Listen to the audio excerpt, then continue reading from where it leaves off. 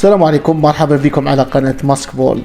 اليوم الفيديو خصناه للمنتخب الوطني الجزائري. اليوم كانت فيه مقابلة للفريق الوطني ضد الفريق البوليفي. اليوم فوز جد مهم وجد معنوي بالنسبة لأشبال بيتكوفيتش. المقابلة الأولى انتهت للمدرب على وقع نتيجة 3-2. نظن باللي هي المقابلة الأولى لبيتكوفيتش فوز معنوي. شفنا اليوم الفريق الوطني خاصة في الشوط الأول لقينا فيه بعض أو عملنا فيه أخطاء دفاعية كارثية، رغم أننا كنا متفوقين بهدف ل0 في الشوط الأول. دخولنا في الشوط الثاني ارتكبنا فيه أخطاء دفاعية كارثية، خاصة في محور الدفاع.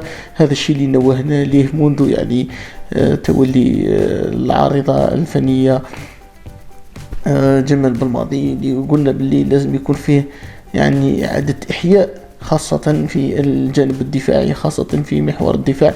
هذا الشيء اللي رانا لحد الآن لازم المنتخب أو الفريق الوطني لازم يعاود يتدرك، خاصة من الناحية الدفاعية. وإن شاء الله الطاقم الجديد الفني الجديد يلقى حلول في خاصة في وسط الدفاع. في أخطاء كارثية بين ماندي وبن سبعيني، والله بين باندي وطوغيلي لحد الآن مازال ما لقيناش تركيبة اللازمة في وسط الدفاع. وب خصوصا اليوم شفنا فريق عاود رجع في النتيجة، وهذا هو الشيء المهم. بعد ما كنا منهزمين ب2-1 عاودنا ريمونتادا في آخر 20 دقيقة. أنظن باللي الفريق قدم وجه مغاير بعد خروج بعض ركائز مثل براهيمي وبن طالب في وسط الميدان. شفنا تشكيلة دائما في وسط الميدان كاين بعض الخلل، ولكن دخول قندوسي في 20 دقيقة أو في الشوط الثاني أعطى نفس جديد في الناحية الهجومية. وأيضا دخول عبورة اللي ما ننساش باللي كان بتحركاته، دخول أيضا بقرار اللي أعطى وجه جدا مشرف وأسيست في الهدف. إن شاء الله تكون إضافة جديدة. أما فيما يخص اللاعب حاج موسى، نظن باللي لقى بعض الصعوبات، وهذه تعتبر له المباراة الأولى. الشيء اللي راح لازم يشتغل أكثر. بمجمل نقدر نقول باللي المنتخب الوطني عاود رجع في النتيجة، ولكن في عمل كبير كبير كبير لبيتكوفيتش، خاصة من الناحية الدفاعية وفي وسط الميدان. اللي شفنا اليوم عندنا نقص كبير وفادح في وسط الميدان، وهذا الشيء اللي لازم يشتغل عليه بيتكوفيتش ويلقى حلول في وسط الميدان.